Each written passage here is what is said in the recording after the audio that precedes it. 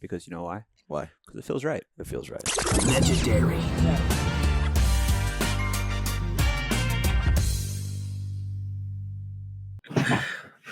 And one thing you can't do, you can't teach talent, Adam. No, you can't. You really can't. So you're just born with it. Yeah, and I was born with plenty. You were born with oozing talent. Oh, you're going no glasses, huh? Okay. Oh yeah, we're going. That's a last minute choice. Yeah, so I'm a little. My face is, even though this is Tuesday, my face is still a little swollen, and my voice is still a little gone because you're in a bar fight. I went for it last weekend. I'm not gonna lie. So it was a celebration of marriage at Pinehurst in North Carolina, and we had a small group, but we went big, and I am still not 100% from that party. So, but when you celebrate a union of two beautiful souls like yourself and the prof, one can only go big. Yes, you must go big, and dare I say, Robert, it felt right, and I went for it. Who went bigger than you? No one. Nobody. There wasn't a person in there. You saw that clip for me on the dance floor, so yes, that I was. Not only was I having a great time, I was sweating profusely, as Chris Mills would say. And if you don't think that clip is going to be clipped for a promo on this episode, you're dead wrong.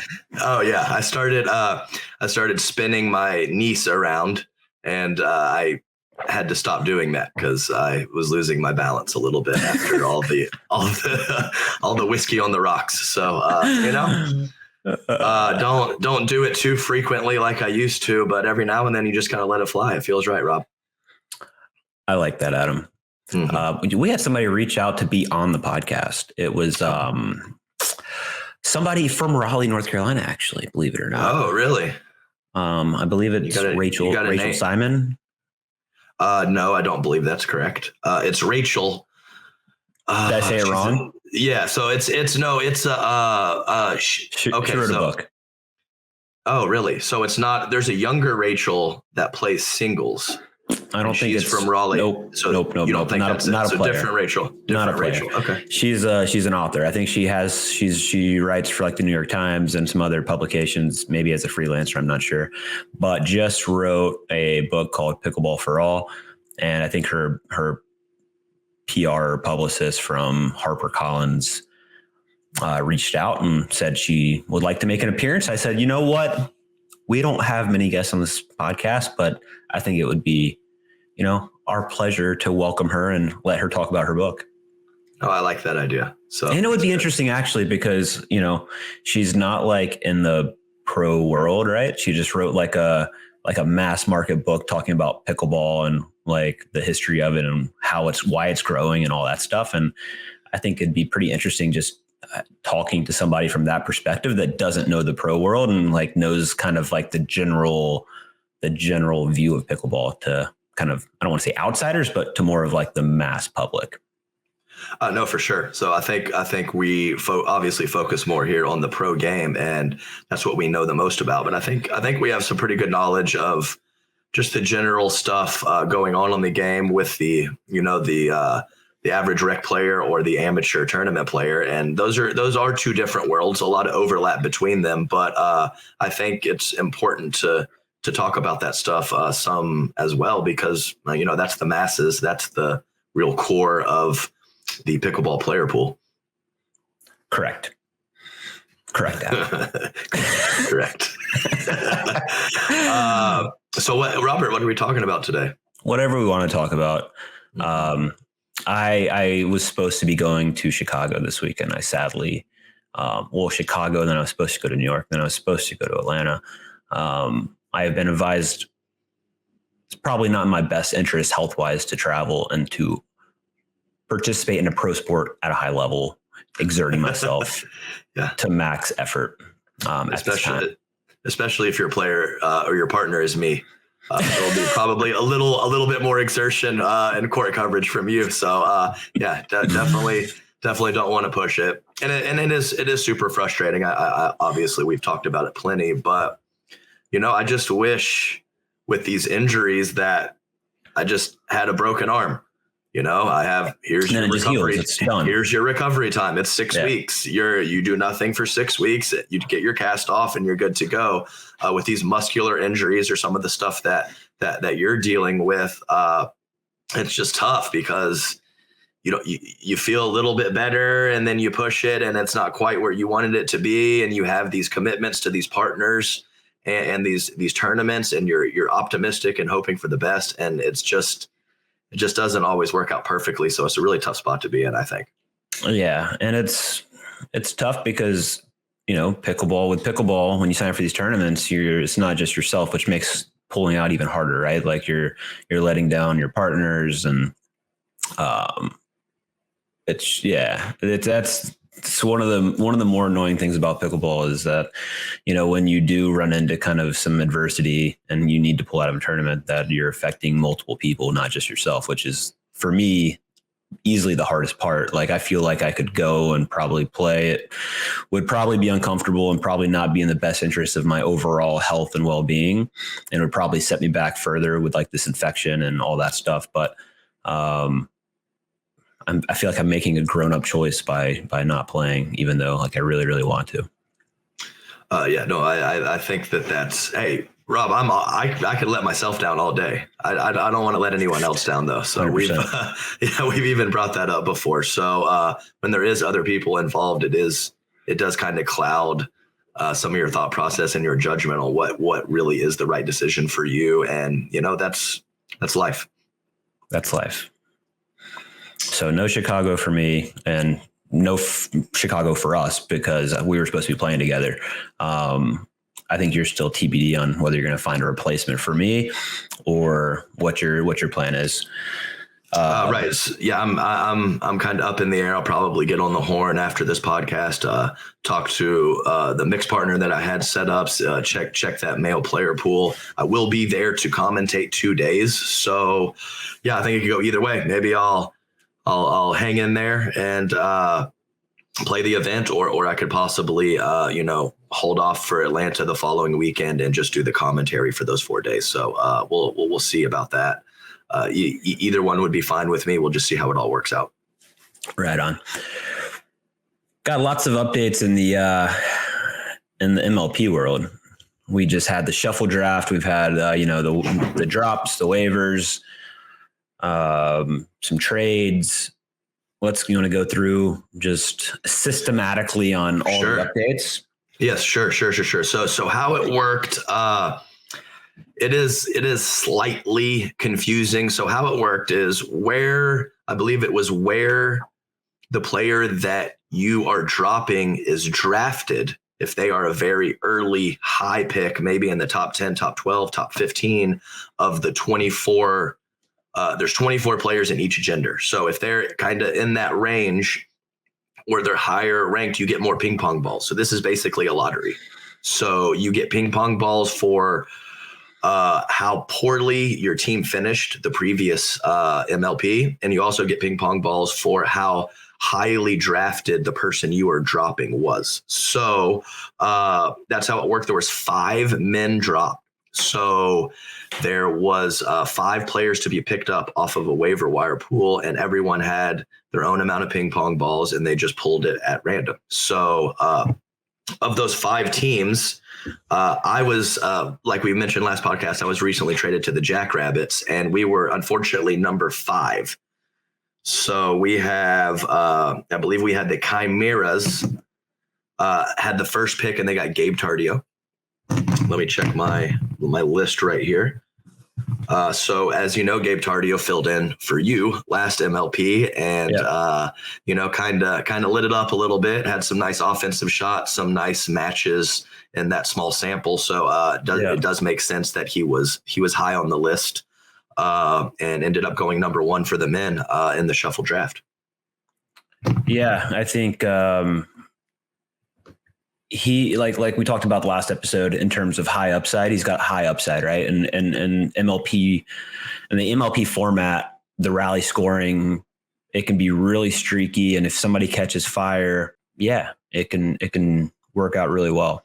So that's the upside versus the rock, right? I wouldn't consider Tardio a rock by any stretch of the imagination, but in terms of upside and streaky and can get really hot, absolutely. And he also, when he filled in for me, brought, even as like a fill-in teammate, brought great energy to the team, was super fired up, wanted it badly. And I think, he's been wanting on a team for a while. So pump for Gabe, great kid, great player, and only going to get better. So good pickup, I think.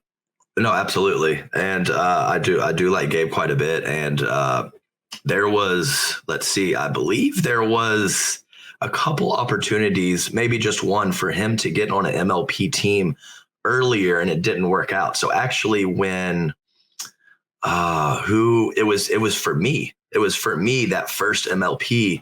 And unfortunately, Gabe already had a commitment for the Indianapolis Open. And he did not break that commitment. So he had an opportunity to come to the first MLP. We ended up getting Ben Newell, who got picked up in this current shuffle draft as well. So kind of a little fun fact there. It was interesting. And I think he was really wanting to play the MLP, but was torn a little bit about dropping. Big respect to Tardio. I did not know that. That's big respect. No, that's tough. You get this opportunity. It was only a couple days before the Indianapolis tournament too, but he decided to stick with it and go to Indy. And I can't fault him for that, and I kind of respect him for that decision. Totally, especially that age. So it's you don't see that all the time anymore, right? You see short attention spans jumping at the best opportunity, right. sticking to what you've committed to. So right. Okay. So let's take a look here. I apologize, guys, looking down at my screens here, but that team now is the Chimeras. They have Andrea Coop and Megan Fudge. Mm-hmm. They have Gabe Tardio and Daniel De La Rosa. So hey, they can talk Spanish to each other. Fellas, that's good. That's team chemistry right there. So talk a different language. I think that's a good thing. You hear that a little bit with Barrientos and DJ Young sometimes. They go to that Spanish. I kind of think it gives them a little vibe, and it gives them a little us versus them. Yeah, right. So so a really solid team there. Number 2 on the pickups, we had Eric Lang, who kind of what I heard a little bit on social media or kind of through the grapevine, that that was one of the more surprising drops was Eric Lang, kind of a slightly underrated player in terms of him not playing a full slate of tournaments, but pound for pound on his results, it's pretty good. It's pretty good for the most part, especially in men's doubles. 100%. So he is joining the bus with the number 2 pickup off waivers. And the bus is Lauren Stratman, Susanna Barr, Eric Lang, and Wes Burrows. So as we know that Susanna Barr came over from the Hard Eights in that big trade. So that is the foursome for the bus. And I think both of those teams are very solid, very solid. Agree. Yeah. With, I'll talk about Lang because he was on the 5s, as you know. Yeah, for sure. And fantastic player, but even better teammate and better human, like such a good dude. I think for the 5s, like the way the team's made up is Lena, like I guess we just really needed a right side player is what we were looking for. And while my game's probably suited for the right side, I'm not comfortable on the right side at all. I would not say that's where I play my best pickleball or where I'm the most confident. I just haven't spent enough time there and worked on it enough. I would definitely say that I feel much more confident on the left. And I would say Eric probably feels the same. Also very strong left side player, usually plays with Wes Gabrielson. So the vast majority of his reps come on the left side. So we were lacking in terms of having a guy that is good playing the right side. And as we saw with when Pablo filled in for me at the Austin MLP, Lena is very, very comfortable on the left side playing mixed. And that's where she plays her best mixed. So we were... so we wanted to take a run at a lefty and have a solid right side player. And if you look at Ben's results from, I believe it was LA and the PPA, kind of the invitational thing, I mean, him and Tyson beat Matt Wright and Colin Johns. I think Ben went 3-1 in pool play in men's. So he played very, very well. I think even the Austin PPA, him and Jack Oxler got, pretty deep into the tournament, maybe fourth or something like that. So I think Ben's got a ton of upside. This is going to be an indoor event in Columbus. It's going to be very fast conditions, which I believe suits Ben's game. He can drive the ball. He can crash. He's very athletic, great singles player, strong and mixed. Probably a little weaker in men's, I would say, just based on, not as big of a sample size as Eric, right? Like Eric's got, very, very solid results in men's for a long time. He's very established, very good. But I would just say we were looking probably for more of a right side player that can get streaky and get hot. And yeah, excited to have been on the team. Glad Eric landed somewhere because he absolutely deserves. I mean, he's easily one of the top guys in the league. So no surprise there, and really pumped that he landed. So yeah. So I think Ben Newell's one of the better movers out there. Very athletic, very explosive. So just so everyone knows, Eric Lang got dropped from the fives and picked up from the bus, and Ben Newell was a free agent and got picked up by the fives. So just like you mentioned, Rob, I think it makes sense a lot, especially with Lena liking that left side. And I think it's an interesting dynamic as these roles get more established, that some of these lefty guys can really make an impact in mixed, playing with the woman that is so comfortable on the left side, being the dominant woman's player. So it hasn't really got to that point yet. We're still seeing mostly or a high percentage of standard stuff with guy left, girl right. But as everyone gets a little more specific with their roles, I'm interested to see if there's not either some right-sided, right-handed guys that can mix in with some of these strong left-sided girls, and all obviously being left-handed would help that situation a lot. So it's kind of an interesting dynamic, and I think we might see it a little more frequently with these really strong left-side women kind of pairing up with maybe a different vibe on the mixed court with some of these guys. You're saying with lefty guys or even righty guys that right. Can So play exactly. Either or. Obviously, It makes more sense for the lefty having that lefty in the middle. But Corinne and I had a little bit of success doing that. We kind of fell off at the end of it. But just me being the right side player and her preferring left and women's, I'll just see if moving forward, if that combination happens a little bit more frequently as opposed to the standard kind of mixed lineup. Yeah. Things will change in pickleball, right? Like new ways of playing will kind of come out, and I think it's still early days in terms of overall strategy and what can be done to optimize and maximize performance. And I mean, I talked about right side guy, left side female, even right side right-handed guy a little bit last year, and then I tried it out and I was like, oh, this is really bad. It did not go well. For sure. But also I'm not great on the right in the first place. And but I think it can work. I agree with you. And especially the lefty guy makes a lot of sense. So no, and to touch on what you said is, I think a lot of the guys that end up being rock solid right players, I mean, I'm not going to say I'm a rock solid right player, but I think I'm one of the better right side players out there. I started playing left.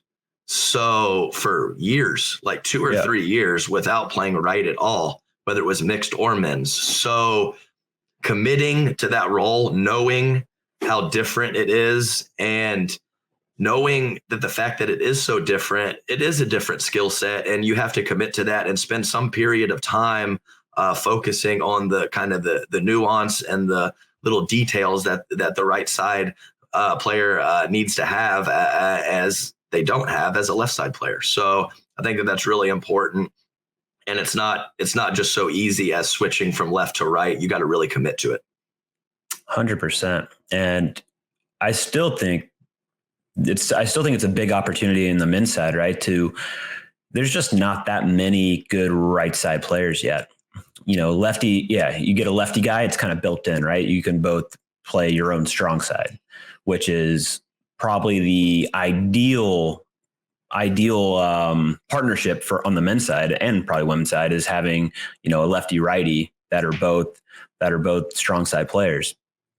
2 forehands in the middle. That's probably the most optimized partnership that you can have. But in terms of guys focusing on the right, you still don't see it a ton. And also just not stacking. Are there many people that are just playing straight up nowadays? I think it's pretty rare. Yeah, right. I mean, I would say a stacked men's field or a major men's tournament, I'd say 20%, 25% or less that are just playing straight up and playing their side wherever it may be. More and more established every tournament rolls. You must be. Yep. The talent's too good. You can't just bounce around. It's too hard to play both sides. Yeah. You got to be really good at one of the sides, and they're very different skill sets, like we talk about. Mm-hmm, absolutely. So I think the percentage of people playing straight up in a legit pro tournament is very low. Yeah. And it's only going to get lower, in my opinion. You're going to have really, really defined rules, and that's going to keep happening. Yeah, definitely. So that puts just to recap the fives. That is Simone Jargin, Lena Pedegamiate, Rob Nunnery, and Ben Newell. So that is the top 3 picks of that waiver wire draft, the shuffle draft they like to call it. And the 4th pick went to Team Clean, and that was Federico Staxrud. So up and coming doubles player. I think Fed was the 3rd pick because we had the 4th pick. So that's my bad. So Fed got picked ahead of Ben. Of Ben Newell. So Ben Newell is the 4th pick to the 5s, and the 3rd pick was Federico to Team Clean. His teammates are Maggie Remenzi, Regina Franco, and Deckel Barr. As we all know, Fed, absolute stud on the singles court. Great results. Almost never lays an egg from the draws that I see. He's just right in the mix. He might not medal, but he's 4th, 5th, or 6th. So consistent, really solid singles player, and really improving his doubles game. He training down there with Simone. He's putting in a lot of hours, I hear. He's committed, which is a huge factor. And we'll see what he can bring in doubles. So I think it's a very interesting pick. Obviously, they get tied up 2-2. That's a great player to have on your team. For the Dream Breaker, and we'll just have to see how he responds to the big stage in the doubles environment. Yeah, it's a little unique in the doubles environment too, right? Because rally scoring, I don't know. I think it lends itself to kind of the drive and the streaky play and kind of get hot and you can run off a few points versus like the grind them out, side out scoring, which you need to score on your own serve and your own thirds. It's just different. It's different. And I think it allows guys to perform a little bit better in doubles than, call it side out scoring. Gotcha. And I think that the statement that you made earlier is maybe being overlooked a little bit, that the fact that this is an indoor venue. Everybody that plays pickleball knows that indoor and outdoor pickleball are very different. And I'm not talking about just gym floor. I'm talking about tennis surface, regular pickleball inside is just different. So, someone who's one of those singles guys that maybe, hasn't had the results or hasn't fully, developed their doubles game in this format with, being inside and kind of wanting to let it fly a little bit, it could really work out. It could really work out. So we'll just have to see. I think before we got on the air, you were talking about Atlanta being, 85 and warm and, September heat, humid, talking about Columbus in October indoors, it's going to be 72, climate controlled, no humidity. As you would say, Rob, that's cramping weather. That's exactly right. Like a crisp 68, a crisp 68 on the West Coast, when you're not even thinking about staying hydrated. That's when it really gets you, Rob. Come on, let's be clear about that. Every amount of weather is cramping weather. Let me tell you. Oh, that's great. Yeah, it is great. So, so that, like we said, that was the 3rd pick, Federico. Ben Newell, the 4th pick And my team, like I mentioned, had the 5th pick, and we went with Hunter Johnson, probably one of the more unknown players that was picked up on that waiver wire. And he had a very good run recently in singles. Knocked off Tyson McGuffin, had a good run that we talked about last podcast, but definitely has not had any real significant doubles results. But he has been playing a lot. He's been training with Viv David. He has that great tennis background, and he's only been playing for a short amount of time. So this is definitely an upside play. It was very, very difficult. I felt like there was 4 or 5 guys that were right in a clump there that I couldn't really differentiate too much. And it was a tough spot to be in with what to pick on that 5th one. So we decided to go with the upside and the rapport with Viv. And it was very, very much not an easy decision. So we talked about this last episode. It's like, I wonder what Yates is feeling. Like, hey, damn, Hunter got picked. Sorry, Yates. Yeah. Well, sorry, Yates. So I think it's a good fit. I don't know Hunter super well, but from what I've gathered, he's going to be a good teammate and be a cool guy on court and off court throughout that Ohio MLP. So excited to have him on the team. And as I mentioned, that it was a tough call between several people. From what I've seen from him, I'm confident in his abilities, and I'm excited for the tournament. Yeah, so it's interesting, right? Because there's a lot of, on the men's side anyway, there's a lot of pickups that are upside picks versus established long-term result picks. They've been listening to the pod. Rock picks. Must listening have to the pod. But it is pretty wild, right? Like, and it's interesting because it seems like teams are putting heavier weight on singles and mixed, right? As maybe they should. I think the Ignatowicz pick from last MLP prove that you can have a guy come in that doesn't have the men's results or even the mixed results and can still perform and do well in this team environment. So it's interesting to see, and it's fascinating to see if that kind of blueprint holds up going into this next MLP, because we got a handful of guys that are great players that aren't playing in MLP, that have been around for a long time, established doubles players, really good. We got the Edens, Althoffs. I don't know who else is missing there, but really, really good. Rob Cassidy. Yeah. Great player. It's tough. It's tough. It's really tough. So, definitely. I agree with you. And I think that it's also tough to fully read the talent of the guys that haven't been in the game as long, because I think a big factor with that, the more established pros are going to have a slightly better partners in general. So some of those really talented upside players on men and women, they're losing 8 and 7, or they're going 3 with a good team, but not winning and not getting the results because as a whole, their partners are a little bit not at the level of some of the more established players. So it's another factor and another point that it's just so hard to know and so hard to read the talent levels when you have all these kind of extra, these little extra factors that are popping in. So it's just very tough. And I've said it so many times, the format's so cool, so much to talk about, so many things going on. And there's just so many questionable. Is this right? Is this wrong? What is this decision? I'm not so sure. And it's going to take a while for it to get more structured and ironed out what is the correct play. So it's a total shit show for this season and probably the next couple of seasons on what is the actual best strategy. Yeah, no, I agree. Who would you say made the best mid-season moves here? Mid-season moves. Well, some of the trades were obviously,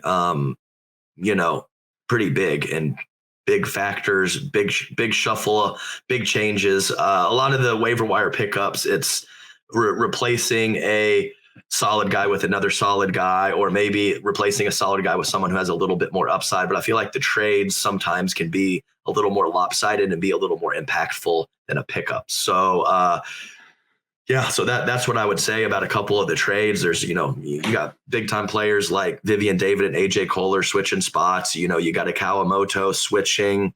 Some of those trades were probably a little more impactful than some of the pickups. You got a favorite going into Columbus? Do I have a favorite? Well, of course, the Jackrabbits. Of course, the Jack. But outside of our own teams. Yes, right. Outside of our own teams. I think who would you be? Who would you be the most concerned with going into it? Going into a match. Concerned might not be the right word, but you know what? I will pick my former team, the Mad Drops. We talked about it last time. How probably, who knows, but probably having two high-end girls could be a better option than having two high-end guys. So the fact that they have Julian Arnold and AJ Kohler, and no offense to the ladies who are very solid, but possibly just given their draft slots a little bit lower ranked players, two number two women, probably right. Two number two women. So we'll have, I think that will be my pick of, we'll see how it works out. Can the guys take control in mixed and clean up in men's and, win some matches 3-1, or are they going to struggle a little bit more in mixed or possibly try to do too much, taking too much court? So that'll be my pick for just to see how it works out with two high-end guys and two number two girls. And I think you just have to stick with the Ranchers as the favorite just because of how good they looked that last tournament and the fact that they do have that combination of solid and upside. So I know Paris is planning on being back, so that obviously raises BLQK's chances, but I'm going to stick with the Ranchers as the favorite and Mad Drops as the wild card to see how their team construction works out. No doubt. Same page. It'll be really cool to see how, it's the reverse of what the Ranchers built, right? You have two number one men, ultimately with two kind of number two females. I'm also I think I don't remember exactly what the trade was to get Andre and Kyle together, but those are also two very good men. That also have Georgia and Sierra Gayton Leach, who was picked up in the supplemental draft. And I look at that team and I'm like, that's going to be a dangerous team. I think Sierra's highly underrated. I think she's very good. I remember playing her the first time last year at some point, and I was, doing my typical flips, and she I was picking different spots and they weren't bad flips. They were good. And she was on all of them. And I was like, oh, her hands are good. Obviously there's other stuff she needs to work on. And I think at that time she wasn't fully committed to pickleball, and I'm not sure if she is now, but I just know that she's got a lot of upside and a lot of talent. And I think that was a great pickup for that team. And of course, Georgia's shown what she can do this year. So that's going to be a formidable team, in my opinion. So Sierra Gayton Leach, definitely not super well known usually. I think it's Gayton. Did you just say that just to rub it in my face? No, I have no idea. What did you say? Gayton Leach. I don't know which is right. Gayton, who really knows? Anyway, she's she mostly stays over on the West Coast. Yeah. And it doesn't, kind of Eric Langish a little bit, plays some of those West Coast tournaments, doesn't always travel Central or Eastern. So, but yes, I think that she has solid power. I think she has a solid wingspan. I know she has a pretty decent tennis background, not sure exactly the specifics, but I think that could be the type of player that you would want to pick up. So, and just as you mentioned, I believe that the trade was Susanna Barr and Johnson Cola from the Eights for Millie Rain and Kyle Yates. So Millie ended up getting dropped and not picked up, but that was the trade that kind of initiated that and made those teams what they are for this Ohio MLP. So let's go ahead and move on to we'll talk about Sierra Gaitan Leach first. She got picked up by the Hard Eights, like we said, and I believe that was the number 2 pick. So the number 2 pick and the number 1 pick was Lacey Schneeman. Yep. So a younger player. I think she was like 23 or 24. She's not a very big thing, but she was pretty much all muscle. So she looked very physical, smooth, easy power. Looked like she was moving very well in that little glimpse. Didn't have a lot of margin for error on some of her aggressive shots, but she didn't miss a lot either. So definitely different being an established player on the team as opposed to a fill-in or a replacement. So we'll see how she responds. And I honestly have no idea. She's a total wild card with her experience, her age, and just, a lot of people not knowing much about her. So I think it could possibly be a rough showing with some inconsistencies, or she might just play just like she did last time and be a great addition. Yeah, and be a great addition. So so I think that is another high risk, high reward play, and we've seen a lot of those, and that's just what it is. So 2 high risk, high reward plays in my opinion, and then the third woman picked up by the Mad Drops is Lee Whitwell. So I thought this one was kind of interesting, dropping Corinne and going with Lee. They're very, very similar type players in mix, kind of hang out on the right side, hold down their area. But I do think it was kind of dropping one player and getting another player that's super similar. So I was thinking maybe they would go with some more upside, or maybe someone, no offense to Lee in the 40 plus club that I'm in there too with you, Lee. So that something more in the vein of Lacey Schneeman, younger player with some more offense, but not quite as refined of a soft game. So I wouldn't label it like crazy or totally interesting, just kind of giving up one thing and kind of getting that same thing back, in my opinion. Yeah, and we haven't seen too many of those moves, right? Where you're kind of replacing a player with a similar style player. Usually, if we're seeing a trade or a drop and a pickup, it's like you said, it's looking for the higher upside, and some of it might be like on our end, right side player looking for a lefty kind of thing, in terms of getting people on court in their most comfortable positions, like Lena being on the left for us, and mixed. So some of it might be based around that, but I agree. I think if you're gonna make a trade or a drop, I think you have to.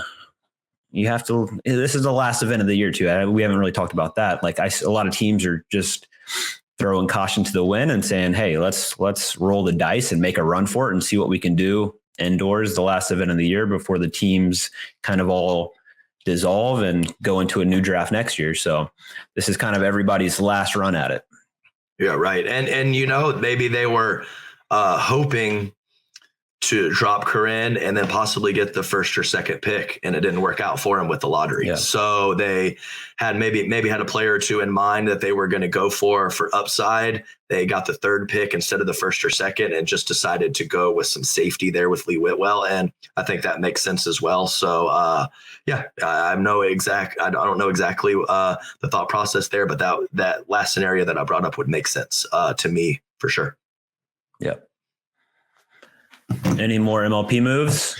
I believe that's all 8. So we had, the 8 shuffle. I know that was a lot of names and a lot of, moving around between the teams. So it seemed a little chaotic when we were talking about it, but there's a lot of shuffles, a lot of drops. And I think that has a lot to do. I think that with these eight drops, I think if this was the second MLP, or maybe next year, if they do end up doing more than 3, if it was the second or third, I don't think we would have seen 8 drops. But this being the last one and kind of the last hurrah, let's let it fly. I think that amount of drops and team shuffling up makes sense.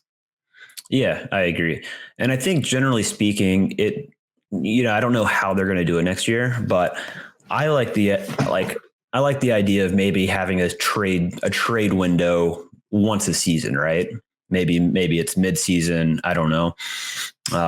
But I like the idea of having team continuity where, like, you saw this when I would talk to Casey Patterson about pro beach volleyball. It's like, you and your team, your partner, you guys live in the same place, you train. You're not just showing up to these events hoping to be good and hoping to work well together and mesh well together. It's preparation. It's actually training with your team, which we don't see a lot of that in pickleball really yet, in terms of partnerships and people playing tournaments together. So I really like the idea of having training blocks with your team where you actually, go. It's a perfect amount of people to actually have great training too. You have 2 guys, 2 women, and you get good games, you get good drilling. And I think it'd be really cool to see team continuity and actual team training together. And I think who knows what happens with prize money next year, but I'm assuming it's going to go up. It hasn't been going down. So, stakes are going to be a little higher. And I think it's going to be, I always said it with BLQK. One thing that makes them good is Richie does a really, really, and Justin Watson, they do a really good job with team chemistry and team bonding and meshing that team really well. And, staying at the same Airbnb, having dinners together, like that, all that stuff matters a lot. So I agree. I think that's the way it's going to go. Yeah. Yeah. And we talked about it before. The physical, I'm better than you at pickleball edges are less and less every tournament. So you better have some extra edges that you can gain. And that's a great way to do it. So I think that you could see that moving forward too, as well, Rob.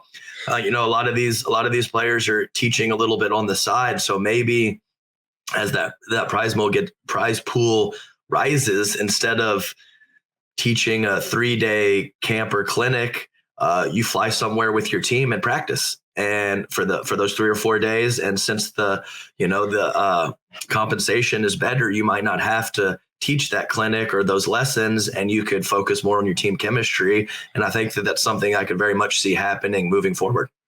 Yeah, agreed.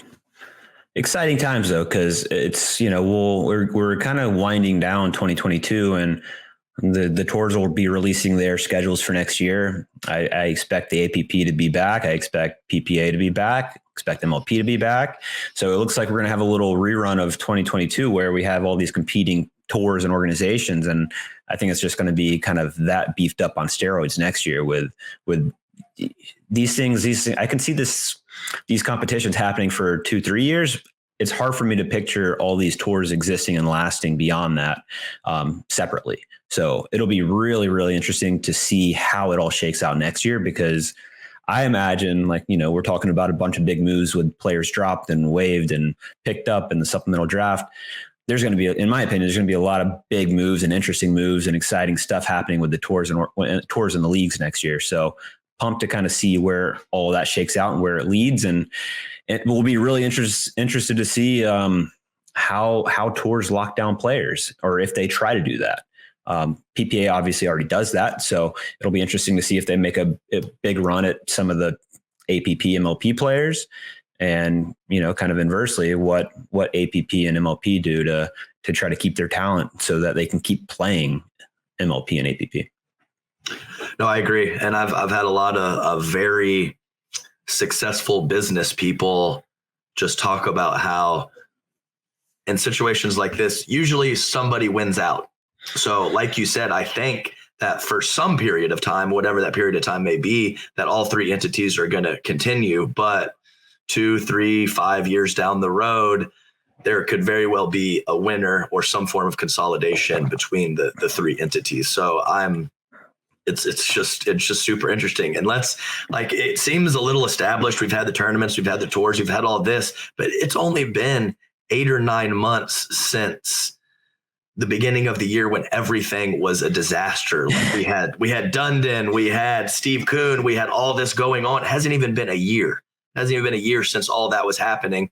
And there's no real offseason in pickleball.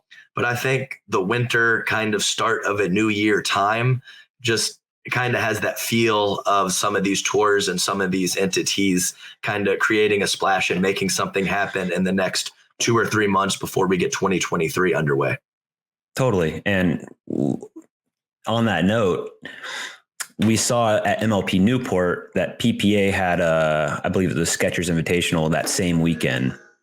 And I think at the time I was under the assumption that, it just happened to fall on the same weekend. It wasn't intentional.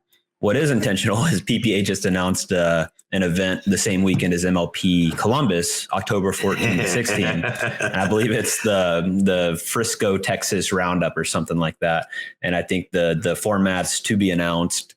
So, I mean, now it's very clear, right? It's like, you're going to throw your event that weekend. We're going to throw a competing event and try to steal some of those eyeballs and try to take market share. So keep going, fellas. Keep battling. Hey, at least they made it in a different state this time. It wasn't like an hour away, off the road. Yeah. So, I mean, overall good for pickleball, in my opinion, right? It's maybe not great for MLP, maybe not great for PPA, maybe not a good look, whatever it may be. At the end of the day, they're competing for market share. And from a player's perspective, it's great, right? Because the more they compete, the more the prize purse goes up, the better the perks get. Like in my opinion, it's great for pro players. It's just gonna keep raising the bar and the player experience and keep elevating the pro game. For sure. And you also mentioned this about maybe some switcheroos between APP and PPA players, where PPA players, a couple of them might not have been thrilled with whatever, their compensation, how they were marketed, I don't know, whatever. And they might drop their contract or try to get out of it or not re-sign so that they can play what they want to and be more diverse and play some more APPs. And it might go the complete opposite way with, I don't know, say maybe someone like, I know people, Paris up and coming. I know she has a decent kind of following on social media as kind of fashion and whatever else she does. I don't really know, but I'm just saying that could be someone PPA could target and try to give her a good contract or one of the guys that has had a nice year on the APP tour and try to get them over to the PPA. So I have no doubt that that's going to happen. So we'll just have to see it. But I do think that's going to happen before the 2023 season. So these next couple months, we'll say a lot about it. Totally. And I remember, I think it was after Paris beat Anna Lee and San Clemente at the Orange County Cup. PPA put out a post on socials about Paris, like with an announcement coming soon, kind of alluding to the fact that they were about to sign her. And then they quickly deleted that post. Like, why would you even tease that if if it's not inked? So. Yeah, no, for sure. And I know that, say, someone like the Johnson family, they have a pretty decent connection and loyalty to the APP. They kind of got started with it and have kind of come into their own as players and been really successful on the APP tour. Do they have a number that the PPA can offer? Would they refuse everything to stay with the APP? Who knows? So I think a lot of those are really interesting. I mean, that's a cool dynamic with the family. They're highly coveted. They do extremely well in all the events. Yep. Is the PPA going to make a play for the family? Who knows? And they're good people. Like that's like, if you're looking for good people to kind of like rep your organization or tour, it doesn't get much better than the Johnsons. Like J-Dub's just a great dude. George is awesome. Julie and Jack are probably some of my favorite people to see at tournaments. Just all around good people. And I think great for the sport. And yeah, I think Franklin saw that, right? Adam and those guys over at Franklin. And I think that was a great pickup by them signing. I know the Johnsons held out for a while trying to figure out what the best move for them is. And really pumped that they got to Franklin because especially as a package deal, right? That's pretty cool in terms of being able to have your whole family kind of a part of the same thing. So, it's Franklin family, Johnson family. It felt right. Hey. It was perfect. It's hard to find the right balance of it feels right, because a lot of the stuff we do does feel right, but you don't want to say it too much, So you got to balance it out and just kind of pick your spots perfectly. I think you do a really good job of picking your spots perfectly, just like you do in pickleball. Well, thank you, Robert. I won't be picking any spots in Chicago on court with you, unfortunately, though. But we're going to get back after it. Houston Open. That's the one we're looking for. That's perfect. So we'll play MLP mid-October, and then we'll go straight over to Houston, your hometown.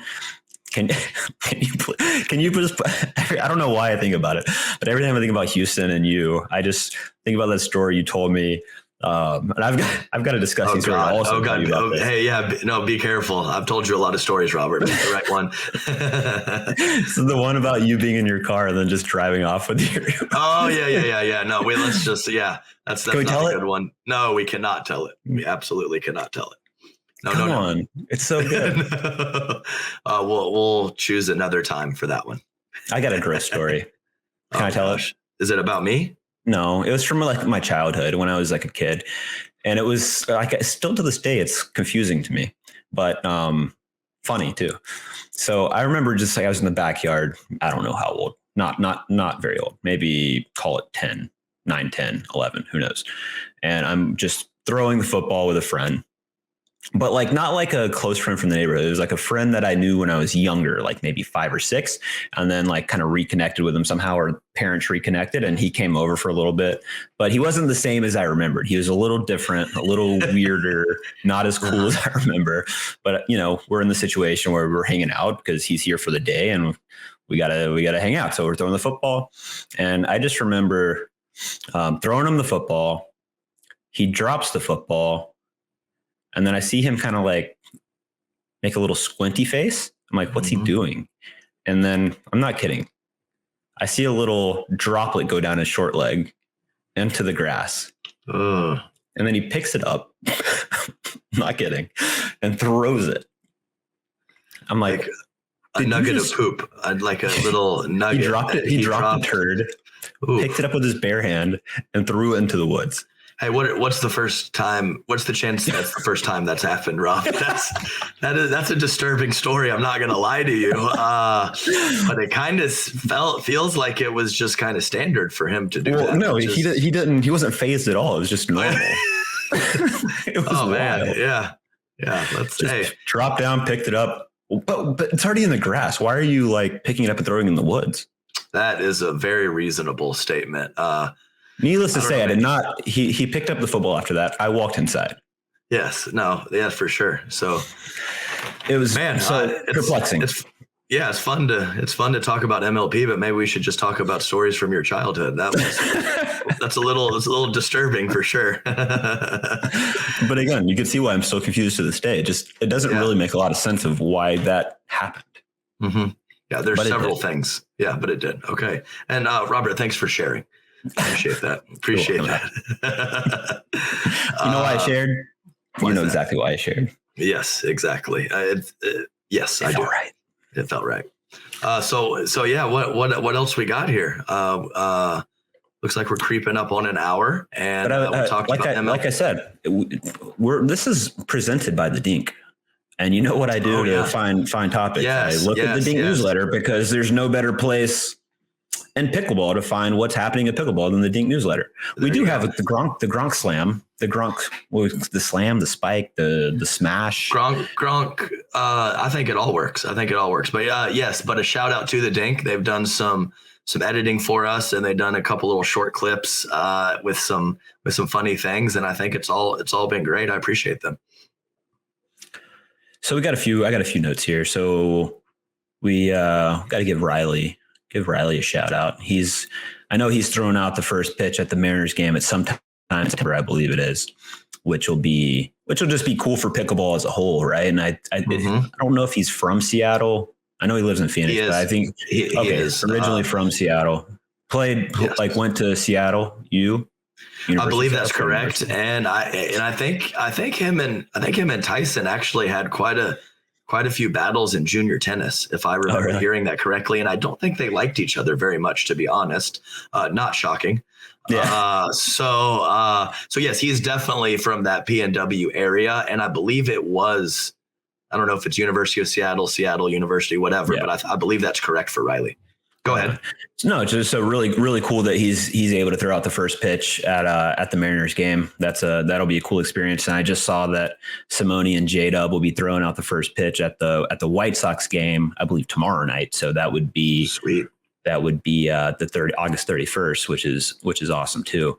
So it's wild. We're seeing pickleball become more of a mainstream thing. Like it's getting more and more rare when, I get on a plane with a pickleball bag and people are like, what's pickleball? Like most people know now, they've heard of it. It's catching on in all the mainstream publications. It's getting extremely rare for people not to have heard of it, at least, even if they don't know exactly what it is or how it's played. They've at least heard the word, which, sure. We get, pickleball gets a lot of flack for its name, but, in terms of marketing, it's you don't forget it. You don't forget pickleball. Yeah. Let's say if it was paddleball, you'd probably forget it and you'd get it confused with a different sport. Like, is it, what are you using?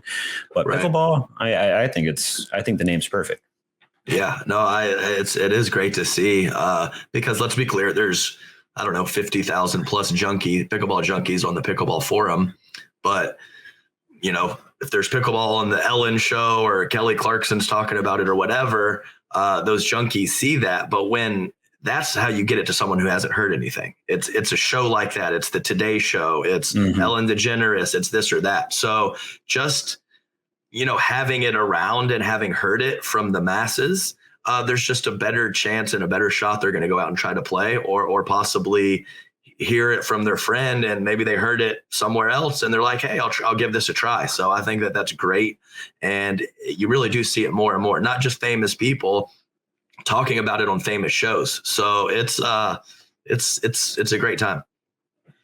I don't remember what article it was, but there was some article that was written that was talking about like the conspiracy behind pickleball. Like it's, like that Bravo, because it was on Vanderpump Rules with Randall Emmett, that there's some deep conspiracy about like pickleball being highlighted. And I think the Dink actually posted it, but maybe we can find that article and clip it to the show notes. But it was quite humorous because it was talking about how there's this deep conspiracy with pickleball and how the media is trying to own it and sell all these products based on it. And that's why it was on Bravo and all these other publications and TV shows. No, interesting. But I did see the clip of the Gronk smash. And then I saw what looked like a short, slightly chubby, middle-aged man fly in from off screen and give him a shoulder bump. And I believe that was Ryan Sherry. And I believe like Sherry looked like I almost said a bad word. He looked like a little meatball, just kind of jumping in there. He looked all tiny compared to Gronk. Oh, it was funny. He like just bounced off him too. Like Gronk didn't even like budge or move. Yeah. That's a large man. Yeah, God, he's a tank, man. You're exactly right. It didn't phase him for a second. I mean, Sherry looked like he ran into a brick wall. Sherry flew in he was off the ground. It was all his weight. Gronk, it was like it was nothing. So, but yeah, it's just, you see those little clips, whatever, Drew Brees, Gronkowski, it could be the Cubs bullpen guys on a rain delay, making a makeshift court in the bullpen. I mean, that's good exposure. That's good stuff. And it just shows that, anybody can become a junkie. These guys are professional athletes and they're obsessed with this crazy game. You know what I want to see? And I want listeners to submit these. I want to see pickleball courts set up in the most random spots. Mm-hmm. Like I saw one that looked like maybe it was like sand. And they're like, if this bounces, this is going to be epic. Just random places, right? Like that's what I love about pickleball is how accessible it is to anybody. All you need is basically a net, some paddles, a ball, and some chalk or something to make lines. And then you have a pickleball court. It's so accessible. And, we look at the growth of padel in Europe and people are like, well, padel is the fastest growing sport in the world. And it's like, okay, but you need like glass walls. You need real infrastructure to create padel courts everywhere.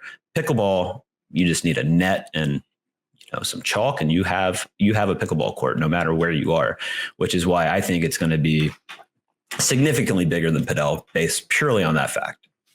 Yeah, we saw it, especially early in the quarantine. It was a perfect quarantine sport for families. So I know a couple paddle companies, maybe the paddle sales kind of stagnated or even went down a little bit. But those quick start nets and the little kits for the families and the 4-packs of paddles and balls, that stuff was flying off the shelves. And I know Corinne's sponsor company, Vulcan, I think that they ran out of stock of some of that stuff because people were so into it. And it could be a cul-de-sac. I saw one on a frozen lake where they were playing, like it's cool to see. It's very, very cool to see that stuff. And it was, and I think, maybe the pandemic, got more people involved with the sport. So just I don't think there's any doubt. Yeah, no doubt about that. Silver lining there. Yeah.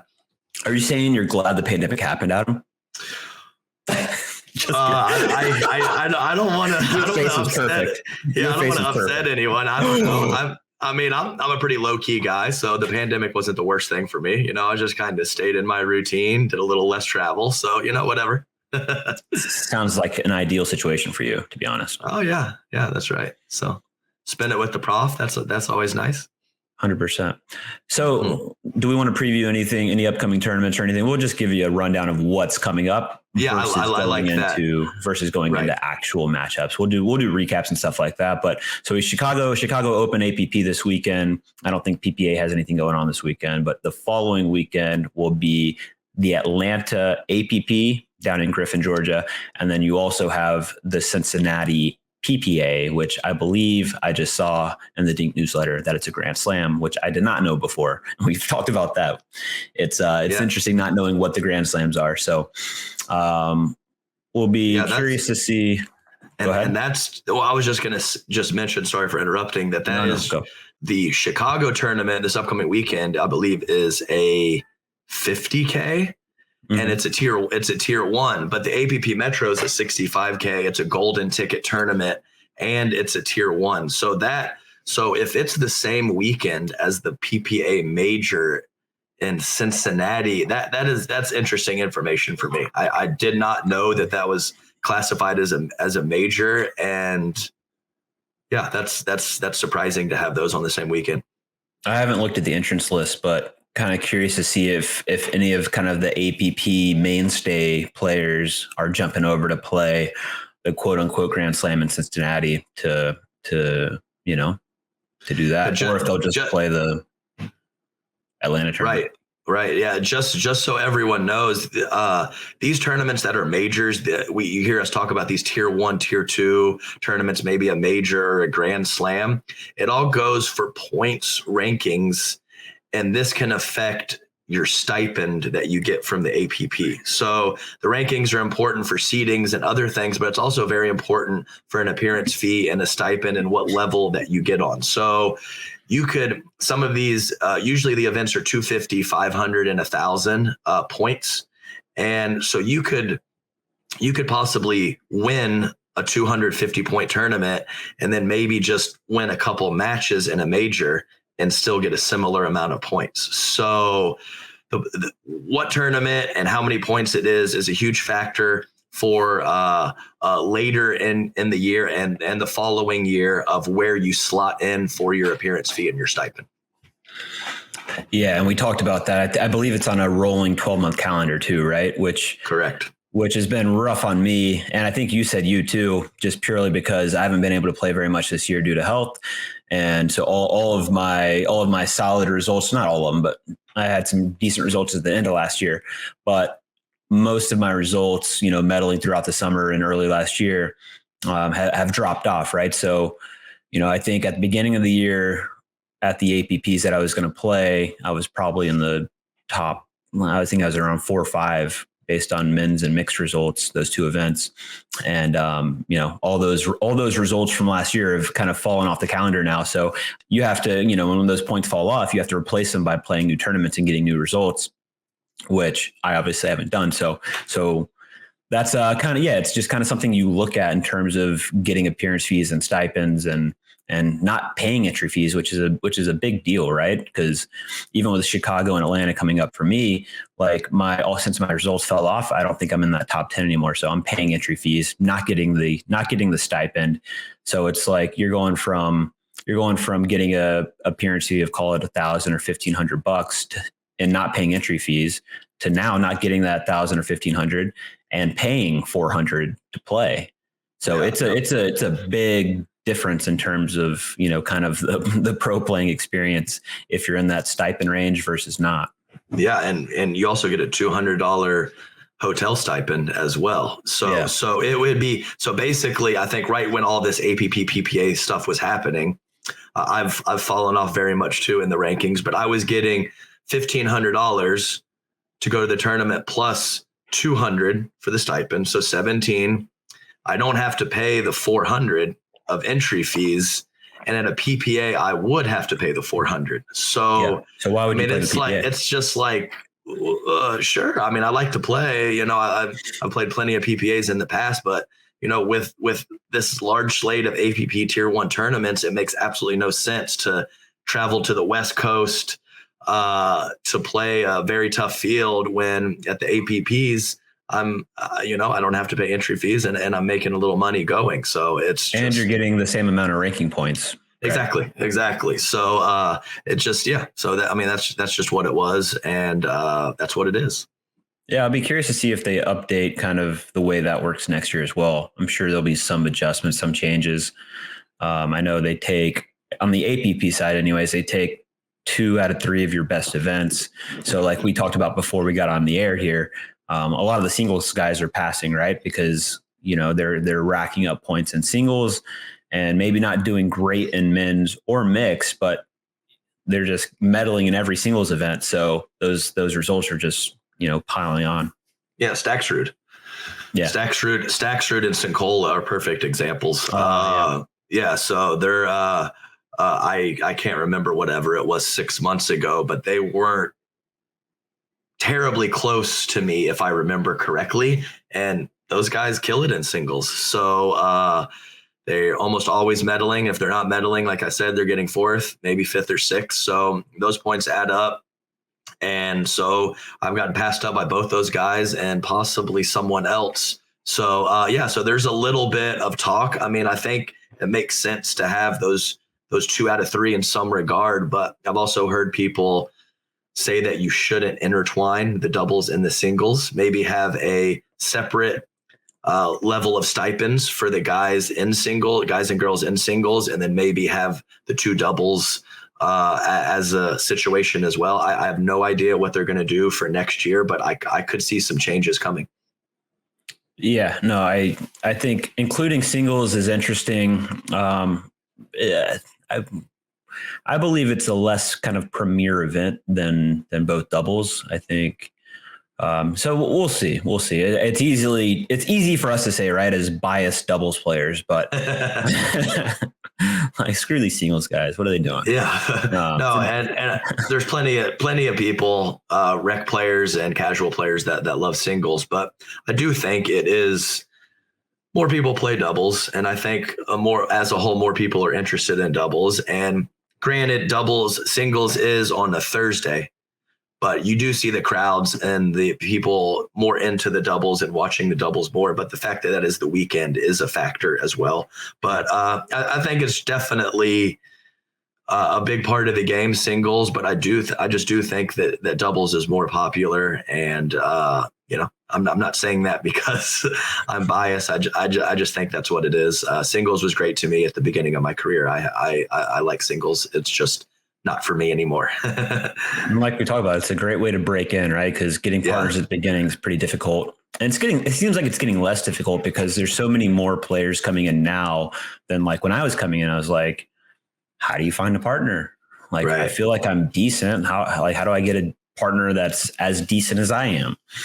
And it was more tiered then. It was like there might be a stretch 4 years ago where if you didn't have a top 6 partner, you literally couldn't win. Like there was almost no chance you could win.